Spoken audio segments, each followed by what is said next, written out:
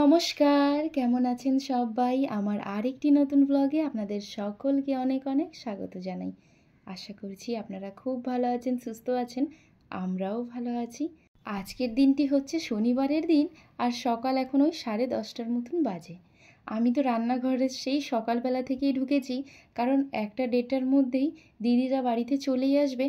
তার আগেই আমি চাচ্ছি রান্নাটা যেন কমপ্লিট হয়ে যায়।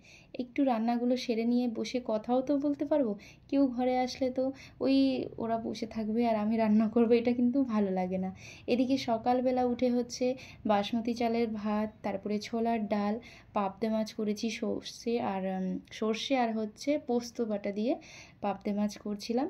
আর এখন হচ্ছে শেষের আমার হচ্ছে আলু দিয়ে চিকেন কষা। প্রথমে তেলের মধ্যে 6টার মতন পেঁয়াজটাকে একদম পাতলা পাতলা ঝিরিঝিরি করে কেটে লাল লাল করে ভেজে নিয়েছি। তারপরে মাংস আর তার সঙ্গে হচ্ছে আলুটাও দিয়েছি। মাংসের মধ্যে আলু কিন্তু আমাদের তো খুবই ভালো লাগে, আর যার জন্যে দিয়েছি আলুটা একটু বেশি করে। প্রথমে হাই হিটে মাংস আর আলু পেঁয়াজের সঙ্গে ভালো করে ভেজে নেব, একদম হাই হিটে। মাংস থেকে যে জলটা যখন বেরোয়, সে জলটা যখন কেটে যাবে পুরোপুরি, তারপরে হচ্ছে বেটে রাখা আদা, রসুন, জিরে বাটা, লবণ, হলুদ আর হচ্ছে চিকেন মশলা। আজকে বাড়িতে চিকেন মশলাও জানেন বেশি ছিল না, যার কারণে অল্পই দিয়েছি। জানি না কেমন হবে। মাংসটা কিন্তু হয়ে গেলেই আমার প্রায় রান্নাটা একদম শেষ। আর হচ্ছে স্যালাডও করব একটু, কারণ মাংস থাকলে একটু স্যালাড না থাকলে কিন্তু একদমই চলবে না। যার জন্যে স্যালাডটাও কেটে ভাবছি ফ্রিজে রেখে দেবে, একটু ঠান্ডা ঠান্ডা হবে, ভালোই লাগবে। আর এদিকে হচ্ছে সমস্ত রান্না আমার কমপ্লিট। ছোলার ডাল, ভাত, আর টিফিনের মধ্যে হচ্ছে রুটি ছিল, মানে একদিন আগে রাতের রুটিটা, সেটাও ফেলি নাই, টিফিন বক্সে করে রেখেছি। পাখিরা, কবুতররা অনেক আসে আমাদের ব্যালকনিতে জানেন, জানলায়, তারপরে জানলার যে গ্রিলগুলো হয় সেগুলোতে এসে এসে বসে থাকে। আসলে খাবারগুলো দিই তো ওই জন্য। তো রুটিটা রেখেছি, ওরা যখন আসবে তাদেরকেই দেবো। আর হ্যাঁ, করছিলাম হচ্ছে আলু ভাজা, মানে একদম লবণ, হলুদ, কালো জিরে ফোড়ন দিয়ে আর কাঁচা লঙ্কা, কোনো রকম পেঁয়াজ কিছুই দিব না, এইভাবে একদম লাল লাল করে ভেজে নেব। আর আজকে বাইরে আমাদের আবহাওয়াটা দেখুন, কেমন যেন অন্ধকার হয়ে আছে, মনে হচ্ছে বৃষ্টি হবে। রান্না শেষ করে আবার তাদেরকে আনতেও যেতে হবে, কারণ তারা তো আর বাড়ি চেনে না। অর্ধেক রাস্তা পর্যন্ত আসবে, তারপরে আমরা যাব। যাই, ঝপাঝপ করে রান্না করে নিই। এদিকে মাংসটাও খুব ভালো করে কষানো হয়েছে। আমি কিন্তু মাংস কষানোর সময় সবসময় বেশি করে কিন্তু মানে প্রথমেই জলটা দিই না, একদম অল্প অল্প করে জলটা দিই, যাতে একটু মাংসটা কষা কষা হবে। লাস্টের দিকে যদি কেউ বলে যে ঝোল খাবে, তাহলে জল দিই, আর নাহলে ওরকমই কষাটাই নামিয়ে নিই। দাঁড়ান, নামানোর সময় বেটে রাখা গরম মশলাটি দিয়ে এবার গ্যাসটিকে অফ করে দিব। আর একটুখানি জল বেশি দিয়েই এটাকে গ্যাসটাকে অফ করব, কারণ হচ্ছে গরম করার সময় তো আবার জলটা টেনে নেবে, তো এই জন্য। তো এখন বাজে হচ্ছে দুপুর 1টা, আর আমি উঠেছিলাম হচ্ছে সকাল ওই আজকে দেরি হয়ে গেল, 8টার সময় উঠেছি। ভাবছিলাম আরও তাড়াতাড়ি উঠবো, কিন্তু আর হলো না। সকাল সকাল বৃষ্টি হয়েছিল তো, আর ঠান্ডা ঠান্ডা ওয়েদারে ঘুম আসছিল, তাও 8টার দিকে উঠে পড়েছি। তো এখন দুপুর বাজে হচ্ছে 1টা। তো আমার রান্না হচ্ছে প্রায় আধ ঘন্টা আগেই কমপ্লিট হয়ে গেছিলো। সব কিছু ঢাকা চাপা দিয়ে রেখে আমরা যাব তাদেরকে আনতে। তো আপনাদেরকেও সঙ্গে করে নিয়ে যাব। তো এখন আমি ফ্রেশ হয়ে একটু রেস্ট নিচ্ছি। তো দেখি তারা যখন নামবে শিলিগুড়িতে, তখন ফোন করবে আমাদেরকে, আর তারপরে আমরা রেডি হয়ে বেরোবো। ও অফিসে গিয়েছে, তো চলে আসবে বলছে। তো এখন আমি রেডি হয়ে বসে আছি, চলুন একটু পরে আপনাদের সঙ্গে দেখা হচ্ছে। চলুন, বাড়ি থেকে বেরিয়ে পড়েছি, আর তারাও হচ্ছে শিলিগুড়িতে নেমে পড়েছে, নেমে অর্ধেক রাস্তা পর্যন্ত চলেও এসেছে। তো আমরা বাড়ি থেকে বেরিয়ে গেছি, তো ভাবলাম যাওয়ার সময় ফুলের বুকেটাও নিয়ে যাব। আসলে এই প্ল্যানিংগুলো আমার 3-4 দিন আগে থেকেই হয়ে যায়। তো ভাবলাম রাস্তা থেকে যাওয়ার সময়, ফুল দোকান তো প্রচুর, তো যাওয়ার সময় ফুলটা নেব, কারণ একদিন আগে যদি এনে রাখি বা সকালে ফুলগুলো শুকিয়ে যাবে। তো ও বললো যাওয়ার পথেই ফুলটা নিয়ে নিও। প্রথমে ভাবছিলাম ফুল নেব, পরে দোকানে এসে আমার মানে মুডটা চেঞ্জ হয়ে গেছে। তখন আমি ভাবলাম যে ছোট্ট করে একটা ফুলের বুকেটা করলে কেমন লাগে।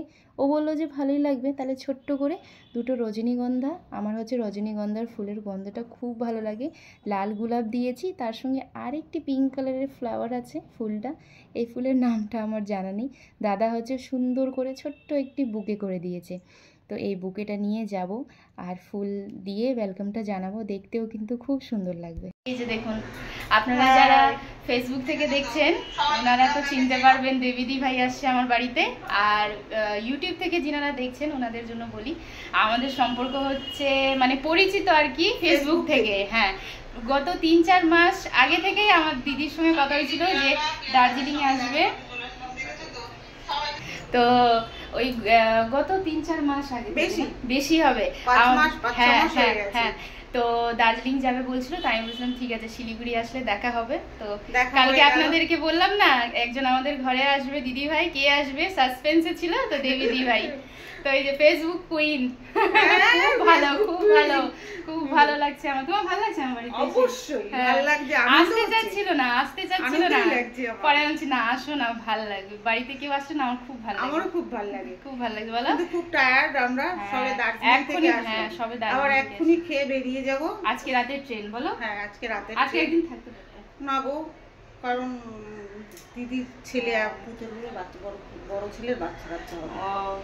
তাহলে যাবে আর আসবে আবার আসতে হবে, যেহেতু জামাই আছে। একদম একদম, আর দেখা হবে তখন। চলুন তাহলে আমরা যাই একটু লাঞ্চ করি, তারপর দেখা হচ্ছে। সবার খাওয়া দাওয়া শেষ, এবার লাস্টে আমি আর ও খেতে বসেছি।